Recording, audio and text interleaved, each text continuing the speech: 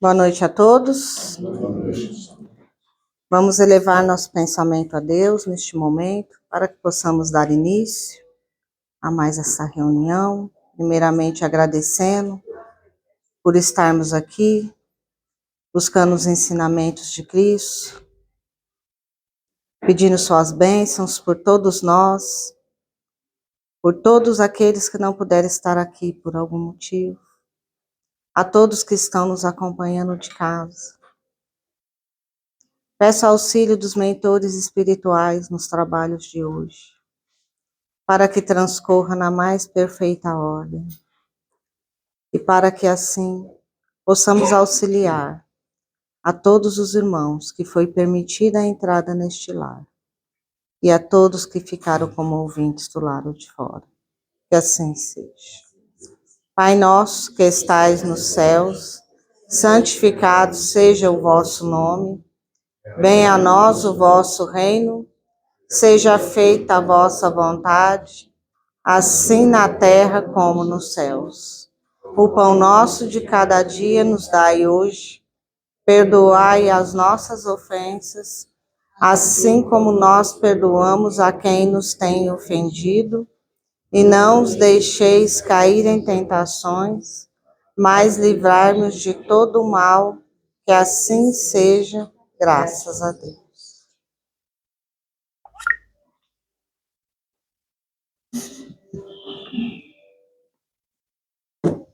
Alguém?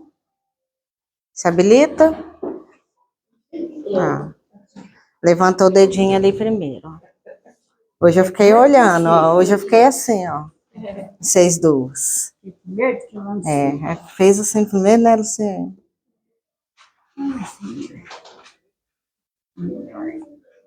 De cá? Ah, Simone.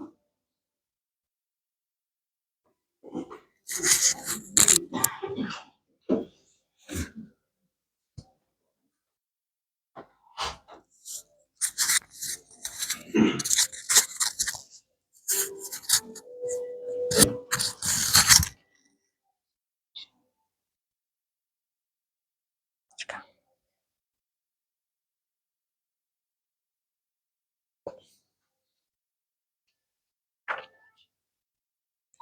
Boa noite a todos.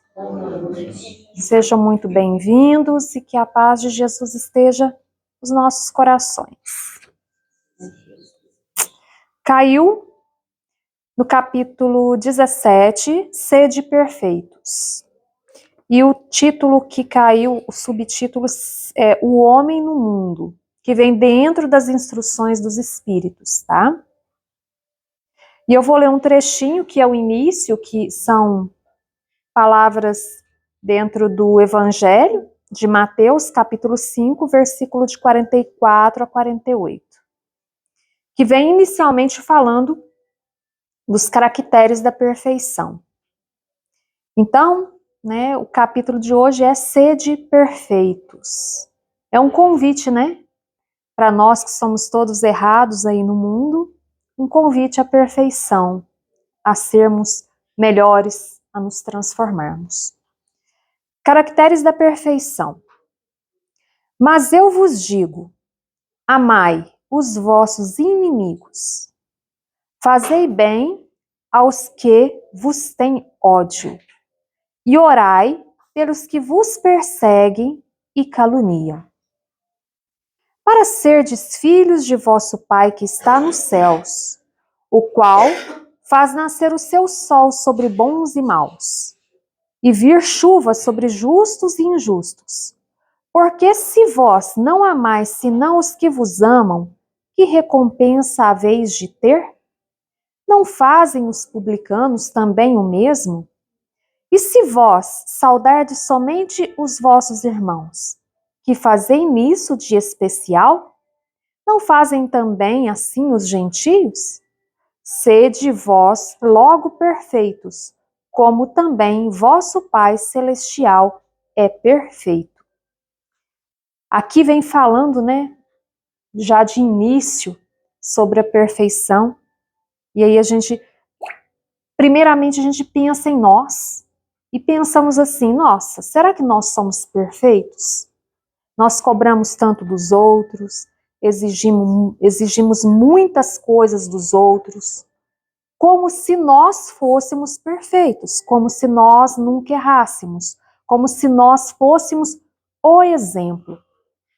Mas aí a gente começa a refletir sobre nós e a gente vê que nós somos imperfeitos.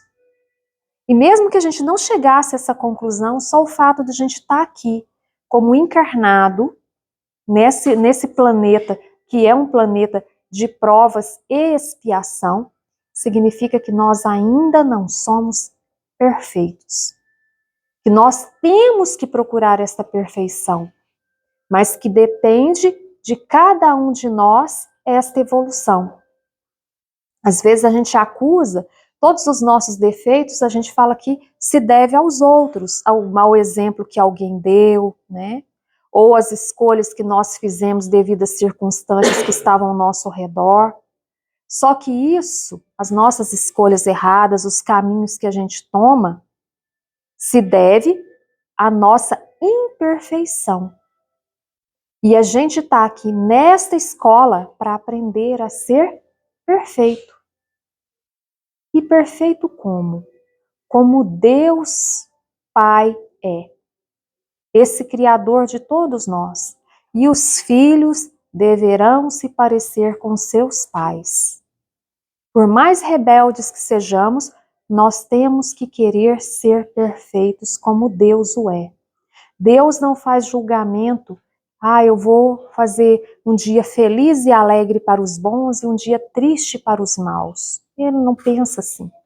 Como alguém que tem mais de um filho, sabe que há diferença entre um filho e outro, e não é por causa disso que faz pouco caso de um e beneficia o outro.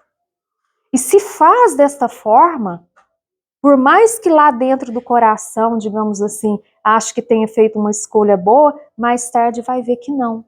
Porque todos merecem o mesmo amor, o mesmo cuidado, a mesma dedicação. Às vezes você tem que corrigir mais um, menos o outro, mas todos merecem o mesmo amor e as mesmas oportunidades de crescimento. E aqui vem falando ainda que se a gente faz, escolhas, se a gente escolhe, por exemplo, eu vou ser amigo só de pessoas boas, na sociedade a gente tem de tudo. Então eu vou ignorar o pobre, ou eu vou ignorar aquele que é uma pessoa irritada, ou vou ignorar aquela pessoa que não é uma pessoa tão legal, às vezes é um viciado em drogas.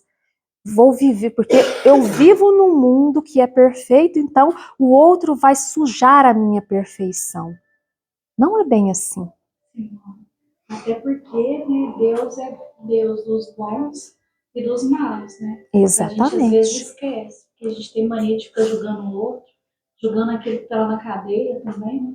Exatamente. E o mesmo Deus nosso é o deles, e a mesma justiça que Deus tem para conosco vai ser justo com eles também. Se eles hoje são errados, e às vezes a gente se julga, eu sou melhor, né? Porque a gente tem essa mania, né? A gente se compara com o outro, sempre olhando para aquele que é pior, porque a gente se sente melhor. A gente não olha para o alto e fala, não, o outro é muito melhor e eu estou aqui embaixo.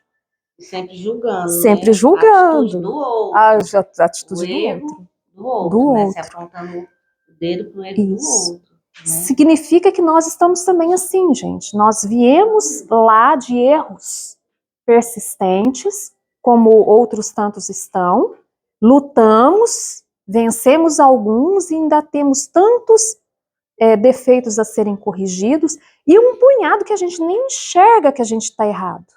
A gente faz um punhado de coisas que a gente acha que é certo e estamos errados.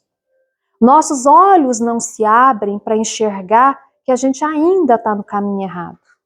Talvez porque Deus tem uma piedade muito grande e não queira nos cegar de tamanho erro que nós estamos ainda. E aí a gente corrige algo, aparece uma outra coisinha que você fala, puxa, mas isso aí eu fazia. Isso porque a gente lembra só desta vida, se a gente lembrasse de todas as outras encarnações, erros, Isso, a gente não enxerga tudo. Você está errando, mas para você está certo. Você não consegue ter a dimensão do que é certo e errado, que você está fazendo errado. Mas se o outro fizer perto de você, você sabe que está errado. Mas você faz a mesma coisa para você não estar errado. Você olha pra É você muito ver como é que é as fácil. coisas. Nós somos fáceis de julgar as pessoas. É fácil eu ver que alguém está usando drogas e chegar e falar assim: você está no caminho errado. Você faz isso com a sua esposa, você faz isso com o seu filho, você está errado. Então nós somos juízes de todo mundo. E muitas das vezes nós não somos juízes nossos, nós não olhamos para nós mesmos. E só deixaremos de ter esse egoísmo, né, de ficar julgando os outros, quando nós tivermos a humildade de olhar para dentro de nós. Que aí a gente vai olhar para a gente, porque quando eu olho e falo assim, eu sou melhor do que o outro, eu estou sendo egoísta e orgulhosa. Porque eu estou me sentindo mais que o outro, estou julgando o outro, só não estou vendo os meus defeitos. Então eu sou mais. Quando eu olho para dentro de mim, eu não me comparo com ninguém. Mas eu sei se eu sou justa, injusta, orgulhosa, vaidosa, ou se eu sou uma pessoa boa ou má. Em cada ato, em cada palavra, em cada pensamento que eu tiver. Porque eu estou olhando para dentro de mim mesma sem critério de comparação com outros. Então, não é que você não vá orientar quem está no caminho errado, mas faça isso com muito amor. Porque verdades tacadas na cara são pedradas. O outro não quer ouvir que ele está errado. Nós não gostamos. Quem chega em nós e fala assim, você fez isso. Nossa, você fez e você não quer que ninguém diga para você que você fez de Que errado. dói, né? Que dói, né? Então você não quer tacar na cara do, não queira tacar na cara do outro os erros dele também. Faça orientações com amor. Já tem aquela orientação que é o seguinte: se você vê que alguém está no caminho errado, chama a pessoa a sós, não exponha a pessoa. Não fique falando dos defeitos. Nossa, o meu filho faz isso e o filho do lado. Também não sei o quê, não sei o quê. Ele gosta, gente. Não vai gostar. Ele pode não falar nada, porque não tem escolha. Chama num canto. Olha, vamos conversar. Olha, eu vi você fazer isso. Não é que eu queira você, eu quero muito bem você, mas será que você não está equivocado? E se você fizesse de uma outra forma? Não é aquele tipo, você é ruim, porque verdades ditas de uma maneira pejorativa, você não vale nada. Você só faz coisa errada. Isso se você diz para um filho, ele memoriza. Se você diz para um colega de trabalho, ele se sente incapaz, ele se sente menor. Mas se você fala com gentileza e como um amigo que é, a pessoa acolhe, puxa, eu sou melhor, eu posso ser melhor. Olha, você fez isso, não ficou legal, mas eu sei da sua capacidade, eu sei que você pode fazer muito melhor, você vai fazer melhor. A pessoa vai acolher aquilo. Então, existe o você acolher o outro com palavras, corrigindo com amor, e existe você soterrar a pessoa na lama, falando que ela é incapaz e que ela não vai sair daquilo. Que quantas vezes ela já lutou para sair daquilo e ela não conseguiu. Não importa, pode ser a 30ª. Quantas vezes for que a pessoa esteja tentando se modificar, diga para ela, não, eu sei que você é capaz, desta vez vai dar certo. Por quê? Quantas vezes Deus tem esperado por nós? Quantas vezes? Quantas chances ele nos dá? Quantas chances, né? Então não sejamos aquele que condena o que está preso, o que está no mundo das drogas. Haja com piedade, com amor. Se a gente age assim com aqueles que estão ainda perdidos, e nós ainda estamos também, por isso nós devemos olhar o outro com piedade, nós estaremos no caminho da perfeição. Nós estaremos modificando nós mesmos. E é a nossa boa atitude que transforma cada milímetro de nós internamente. Se eu maltrato o outro, tenha certeza, você está maltratando a você também, porque você está soterrando o outro e está se soterrando também, porque vocês estão fazendo um pacto assim do tipo, uma hora eu vou ter que resgatar esse irmão, porque eu estou afundando ele, né? Então, façamos boas escolhas. Se o outro não mudar a atitude, com todos os conselhos que você deu em particular, chama um amigo, fala, vamos conversar, vamos tentar nós dois juntos, né? Mas sem humilhar, sem expor, com carinho, com amor, né? Isso é bom. Agora, muitas das vezes, a gente às vezes usa as palavras para só fofocar, você sabe, vai contar da vida do outro sem ter nem sequer conversado e ouvido a parte dele. Então, veja as escolhas que a gente faz na vida. A vida é feita de escolhas, de atitudes nossas. Sim. Agora, o tema que foi aberto hoje foi o homem no mundo. E o homem no mundo é um comentário das instruções dos espíritos. E dentro desse capítulo do homem no mundo, vem várias coisas. Vem falando sobre o homem de bem, como ser um bom espírita, que a gente já comentou aqui, né? E dentro das instruções dos espíritos, o homem no mundo, que foi escrito por um espírito protetor em Bordeaux em 1863. E vem dizendo assim: um sentimento de piedade. Então, veja a primeira palavra que vem falando. O que nós temos que ter? Piedade. O que é piedade? É a capacidade da gente olhar para o outro e se sentir na pele do outro. É você ser capaz de estar na pele do outro, sentir a dor do outro e saber que você, como você gostaria de ser tratado ali naquele momento, né? Um sentimento de piedade deve sempre animar o coração daqueles que se reúnem sob o olhar do Senhor, implorando a assistência dos bons espíritos. Purificai, portanto, os vossos corações. Só de começo aqui, gente. Então a gente vai auxiliar o outro. Não vá sozinho, né? Há aquele pensamento, nossa, eu preciso, meu coração está sendo tocado, eu preciso ir lá conversar com aquela pessoa, dar uma orientação para ela. Entre primeiro para o seu quarto, faça uma oração, peça o auxílio dos bons espíritos. Se acredita às vezes em um santo, peça a Deus, Senhor, me oriente, que não seja eu a falar, porque eu sou imperfeito. Me ajude nesse momento, que a pessoa esteja receptiva, que ela não me leve a mal, né? E vai. Você está indo sozinho? Não está. Mas se você está indo lá para prejudicar também, você vai estar acompanhado, viu? Então, escolha bem, pense. Então, purifique o seu coração. Como você purifica o seu coração? Não vá com o seu coração pensando assim, mas também fez isso, foi andar com aquela má companhia, também escolheu fazer isso da vida. Não vai com o coração carregado. Porque se você for, na hora que você for conversar com a pessoa, você vai passar isso. Por mais que você pense que não, nas suas palavras vai ter a entonação de que você está culpando ela de alguma forma. Então, purifica. O que você está pensando dentro de você? Não vá com sentimentos ruins, vá com sentimentos bons. Se a intenção é o auxílio, purifica o coração. Conversa com Deus, raciocina. E aí vai. Purificai, portanto, os vossos corações. Não deixeis que pensamentos fúteis e mundanos os perturbem. Elevai o vosso espírito para aqueles a quem chamais, a fim de que eles possam, encontrando em vós as disposições favoráveis, lançar em profusão as sementes que devem germinar nos vossos corações, para neles produzir os frutos da caridade e da justiça.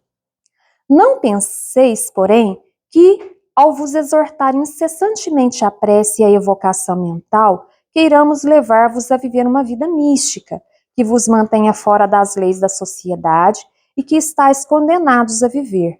Não. Vivei com os homens do vosso tempo, como devem viver os homens. Sacrificai-vos às necessidades e até mesmo às frivolidades de cada dia, mas fazei-o com um sentimento de pureza que os possa sacrificar. Então aqui, gente, vem falando, né? Como que a gente recebe esse auxílio da espiritualidade? Nós, o tempo todo, a gente às vezes acha que oração é só um momento que você acordou, fez oração ali 10, 15 minutos, meia hora, né? Ou às vezes na hora que você vai dormir, ou na hora que você está ali se alimentando. Não é. Nós vivemos em oração constante. Como é isso? Se eu estou com um pensamento elevado, se eu tenho bons pensamentos, bons desejos, eu tenho boas atitudes, tudo isso remete a Deus. Deus não é algo assim, eu vou entrar em conexão com Deus só o momento que eu estou na igreja. Só o momento que eu estou no meu momento de oração lá no meu quarto. Não. Meu falar tem que ser uma oração, meu procedimento, minha forma de pensar, minha forma de agir. Tudo é uma questão de oração. Por isso, quem, né, faz a parte mediúnica da casa, provavelmente, e eu não faço, né, gente? Então, provavelmente eles já devem ter recebido orientação. Não basta pensar, agora eu entro ali, faço uma oraçãozinha e tá, pronto. Não, é um jeito de viver. Você tem que viver de uma maneira reta, e isto é viver em oração. O que é viver em oração? A hora que eu converso com a pessoa de uma maneira boa, eu estou em oração. A hora que eu admiro uma flor, eu estou em oração se eu for grata. Se eu acordo bem e faço uma elevação de pensamento e sou agradecido internamente, isso é uma oração. Isso é viver em constante oração. Nesse momento, os bons espíritos estão ali acompanhando aquela pessoa que está em boa sintonia. E esta pessoa pode ser movida a ajudar quem quer que você esteja precisando de auxílio. Você pode sentir uma intuição de falar com alguém que está precisando. A pessoa que está precisando da sua ajuda vai chegar até você porque ela sabe, ela sente que pode falar com você, que vai ser acolhido. Então você veja que a espiritualidade está trabalhando o tempo todo. Não precisa você falar assim, vou viver uma vida mística, então não vou casar, vou viver nas montanhas, vou viver escondido para eu não viver nesse mundo perdido, porque a maioria das pessoas fala que esse mundo está perdido, né? Muitos bandidos, a política, não sei o quê. Aquela pessoa que você vai conversar e ela fala que o mundo está horrível, que não dá mais para viver nesse mundo. Mas dá para viver no mundo.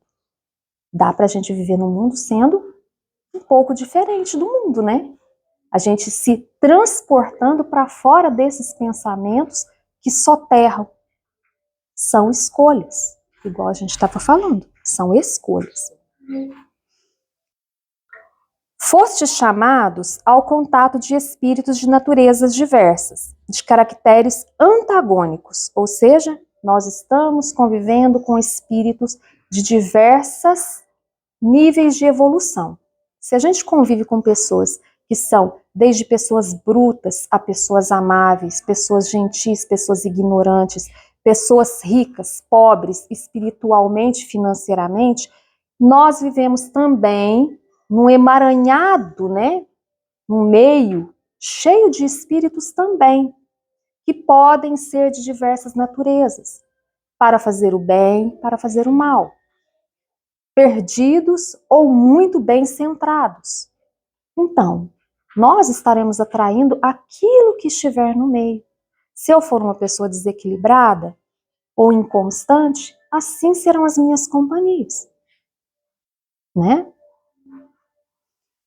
Então, não melindreis a nenhum daqueles a quem vos encontrardes.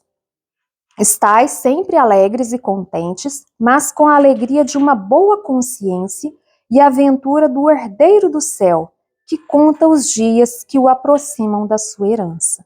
Não é para viver triste porque o mundo está difícil? Não.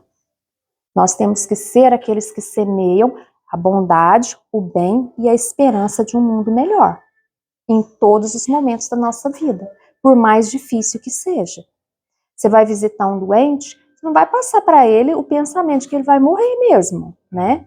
Passe bom pensamento. Se tiver certeza que ele vai mesmo desencarnar, faça uma boa oração, faça uma esperança de que realmente o céu o aguarda e que ele se prepare, né? Se ele tiver ciência disso, né? Nós não podemos ser aqueles que estão semeando a tristeza, a melancolia, que o mundo está mesmo muito difícil, que não vale a pena. E nós temos que estar cientes disso, porque quer queira, quer não, todos chegam para conversar com a gente. Bom dia, ai, que bom que nada, viu o que aconteceu de tragédia, não sei o quê. Não é assim. Sejamos luzes onde quer que estejamos. A virtude não consiste numa aparência severa e lúgubre, ou em repelir os prazeres que a condição humana permite. Basta referir todos os vossos atos ao Criador que vos deu a vida. Basta, ao começar e acabar uma tarefa, que eleveis o pensamento ao Criador, pedindo-lhe no impulso da alma a sua proteção para executá-la, ou a sua bênção para a obra acabada. Quem de nós, né, se lembra de pedir por cada tarefa que a gente vai fazer? Pedir a Deus que nos abençoe. Vou preparar um almoço. Senhor Deus, me ajude, né? Nesse momento eu vou fazer o almoço. Que eu possa estar ciente, que eu elevo o pensamento para aqueles que estão passando fome, né? Eu terminei o meu dia, Senhor, obrigada pelo dia. Meu dia se encerrou, tive dificuldades, mas irei vencê-las. Sem ficar dedurando todo mundo, viu? Porque a gente encontra, né? Gente que sai dedurando todo mundo que encontrou pelo dia que foi difícil. A gente não pode fazer isso, porque Deus já sabe de tudo. E a gente não pode ser o irmão dedo duro, né? Que a gente saiba agradecer, né? Exatamente. Exatamente.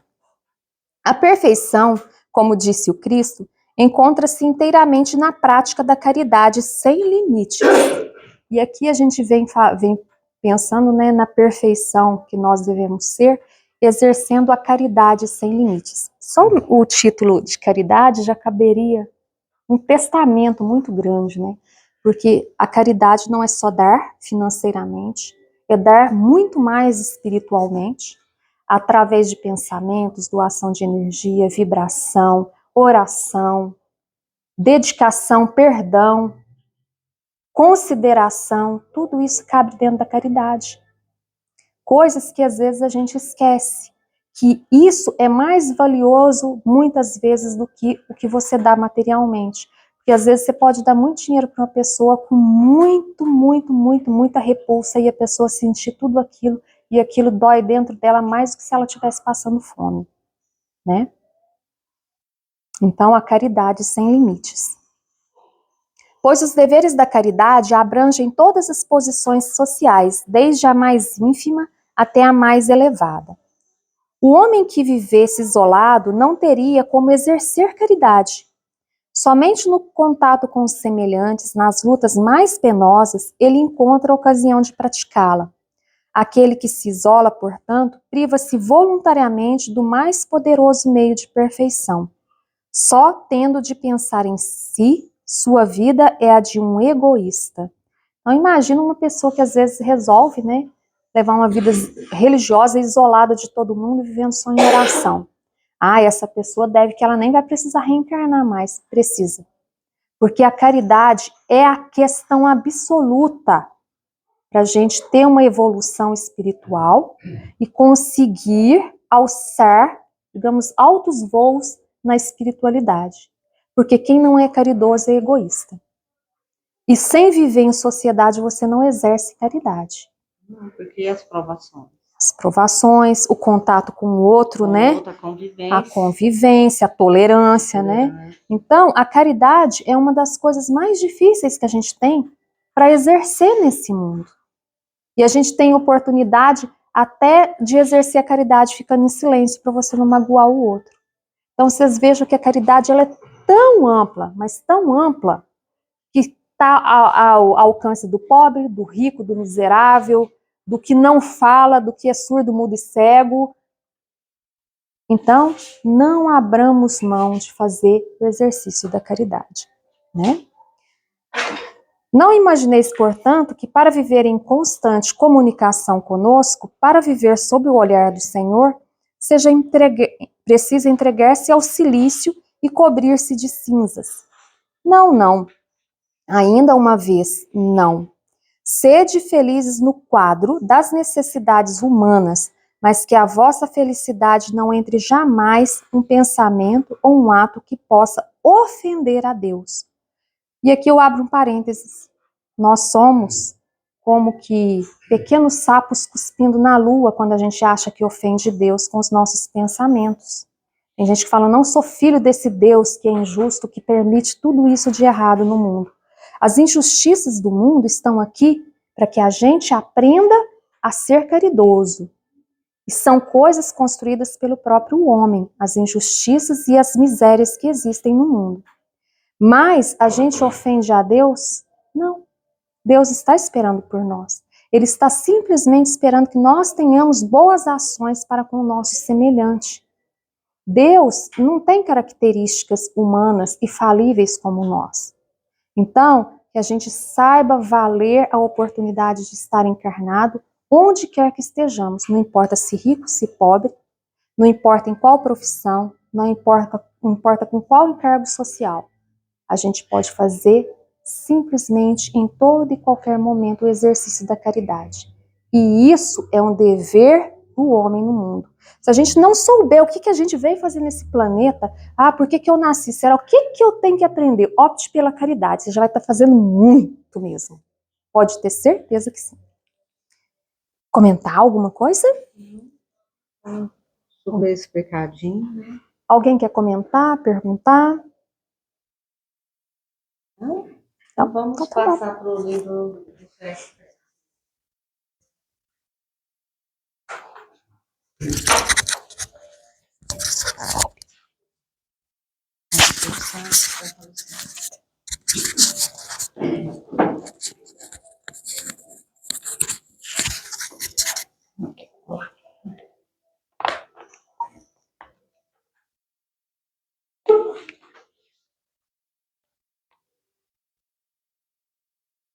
Perdoar sempre. Senhor Jesus, recorro a vós, pois que necessito de ajuda. A dor da ofensa invade todo o meu ser. Sinto o fel da mágoa correndo em meu interior. Ergo-me a vós para buscar socorro. Sei que a maior caridade é o perdão. Os que nos amam dificilmente nos ofenderiam para que exercitássemos a indulgência. Precisamos mesmo de outros irmãos para o aprendizado do amor fraterno. Divino Mestre, sabemos que devemos pagar o mal com o bem, canalizando mágoas e ressentimentos por meio da prece e de alguma ocupação nobre. Agirei assim de hoje em diante, pois com ocupação nobre obterei novas energias e manterei uma distância de pensamento do meu agressor, o que me dará condições de reavaliar com mais calma a causa da ofensa. O discernimento favorece o verdadeiro perdão. Senhor, concedei-me discernimento para que transforme dentro de mim o ódio em amor. Obrigada.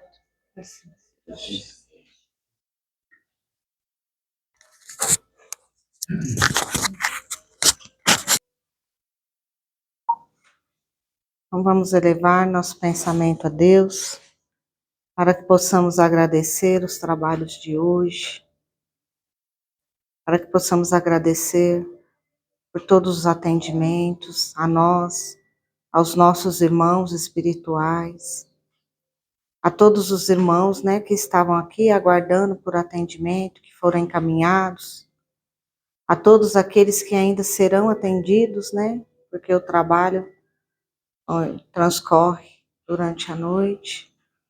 Possamos agradecer a oportunidade de estarmos aqui unidos em nome de Cristo, buscando seus ensinamentos, sua sabedoria. Peço suas bênçãos por todos nós, por todos que estão nos acompanhando no Evangelho de Casa, por todos os irmãos que estão nos hospitais, acamados, a todos aqueles que estão enfermos em seus lares, Senhor, a todos os idosos, os que são zelados por sua família, principalmente os que estão no lar de idosos, a todos os pais e mães de família, Senhor, principalmente aos desempregados, a todos os irmãos dependentes dos vícios, seja qual for o vício, a droga, o cigarro, a bebida, a comida, o jogo, o sexo, qualquer que seja o vício. Que possamos nos fortalecer e ter forças, né, para não sucumbir. Peço também o auxílio aos nossos irmãos que estão nas penitenciárias, que necessitam tanto da misericórdia do Senhor Jesus, que sejam tocados, né, em seu coração, que possam sentir a misericórdia de Deus, a paz e a felicidade e a transformação. Que assim seja. Pai nosso que estais nos céus, santificado seja o vosso nome. Venha a nós o vosso reino, seja feita a vossa vontade, assim na terra como nos céus. O pão nosso de cada dia nos dai hoje. Perdoai as nossas ofensas, assim como nós perdoamos a quem nos tem ofendido. E não nos deixeis cair em tentações, mas livrai-nos de todo o mal, que assim seja, graças a Deus. Ave Maria, cheia de graça, o Senhor é convosco.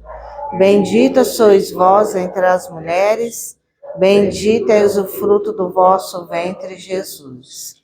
Santa Maria, Mãe de Jesus, rogai por nós, pecadores, agora e na hora de nossa passagem, que assim seja, graças a Deus. E assim, damos por encerrada mais essa humilde reunião de hoje, na graça do Senhor Jesus. Que assim seja.